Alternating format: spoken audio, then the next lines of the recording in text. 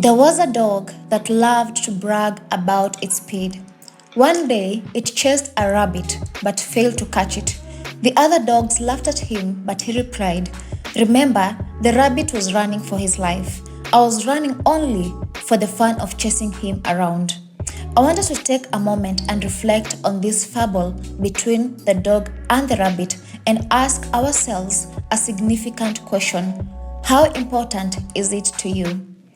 Hello, welcome once again to Season 2 of YEL Podcast, Youth, Entrepreneurship and Leadership.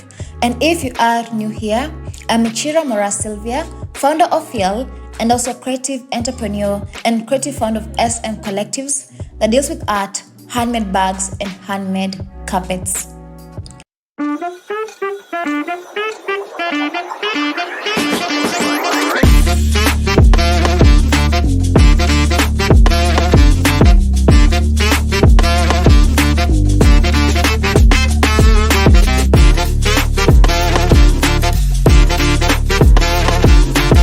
I have been following the Olympics that has been going on in Paris, France, and let it go to the record that I've enjoyed watching Olympics ever since I was a child because of the epic thrills, the spectacular wins, and sometimes the unforgettable drama. But most importantly, I love watching the Olympics when I see our own athletics filled with pride as they wear the gold medal, when the national anthem is being sung, and most importantly, when they raise the Kenyan flag high. And on that note, I want to congratulate Beatrice Chebet, who was able to demonstrate her dominance by doubling the distance and doubling the gold, being the first Kenyan woman to win the gold in the event. Also, Faith Kipyegon, who was able to cement her legacy by winning the gold in the 1500 meters and also silver in the 5000 meters. Not forgetting Emmanuel Wanyonyi, who was able to showcase his prowess and agility by winning gold in the 800 meters for men. Above all, I want to congratulate all the athletes who was able to bring the medals for Kenya. Overall, when I talk about Olympics, it is always filled with incredible athleticism. But when I talk about unforgettable drama, I want to focus on USA and France. These countries have been known for dominating in the swimming competition. But Pan Zhanli took them by surprise by giving China their first gold after 128 years.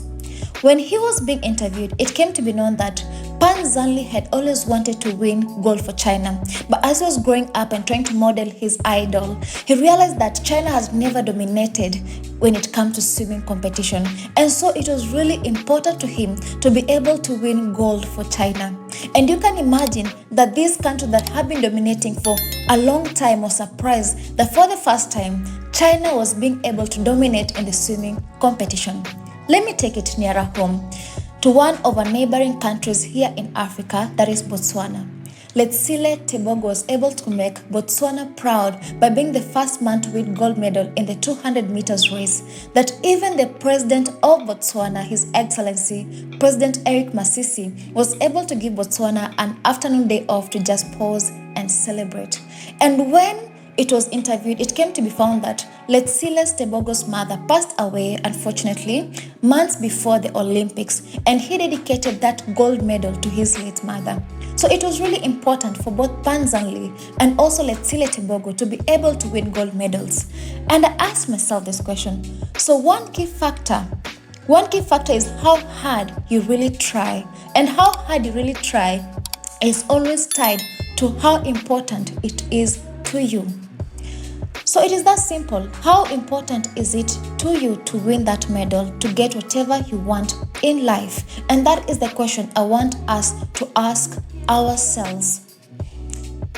There's a man that tried to discover and invent electricity, and it has gone down in history that he attempted 999 times and got it right in the 1000th time.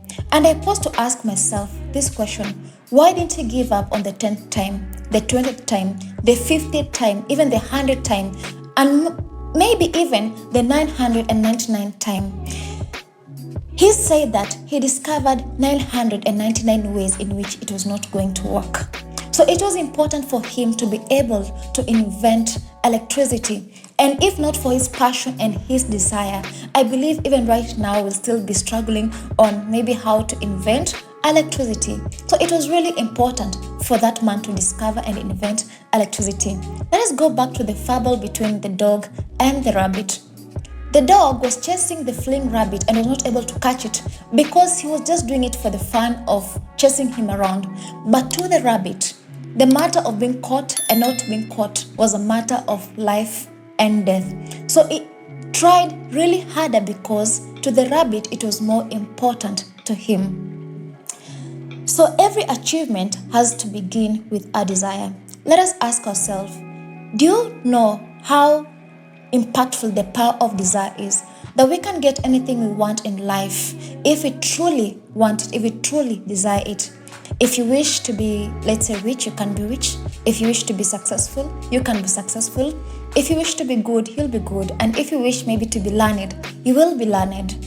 But only you has to wish it. Only you has to desire it. Only you has to want it so much. You have to have that desire, that white hot desire that burns itself in your subconscious, that sears its brand in your every thought and action, that even cements itself in whatever you do in your will, and maybe become an overwhelming obsession.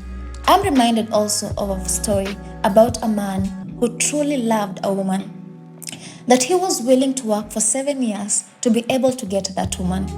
And after 7 years, you can imagine that he was exchanged with her sister. And the father of the girl said that the younger cannot be married unless the firstborn is married. And that man had to work extra 7 years, blood, sweat, and tears, pure hard work to get the woman. And it is noted that he said it was only few days to him. That is how important it was to him to get that woman. This man was willing to commit his life savings, his entire life savings time to get that woman. So it was really important for that man to get that woman. There has to be something in your life that you're willing to commit your whole to it, where you say, if I perish, I perish. But if you do something that you only do it partly, I will propose that you forget about it. Just stop it. Because if you're not willing to commit everything to that thing, you'll be greatly disappointed. Because sometimes, even during the journey, there's a lot of challenges. But if you do something that you're willing to put everything in it, I want you to find it. Find that one thing that you're willing to commit all of yourself to that cause. It can be a vision, it can be a purpose, it can be a hobby, a talent, a gift, it can be medicine, business, finance, either teaching. It can even be pageantry, journalism, it can be even football. Whatever it is, find it. Entrepreneurship, leadership. You have to find it. You have to find something that you're willing to commit and give value and impact to it. Because you'll say that as much as I'm doing this business and I'm not getting the profit, I'm willing to add value to it. I'm willing to make an impact. And when you continue in that journey, blood, sweat, and tears, eventually you'll get rewarded for it. So this moment, I want you to ask yourself this question: how important is it to you? How important is it to me? Thank you so much for reaching to the end of my video, and I can't wait to see you next time on my other videos. Bye bye.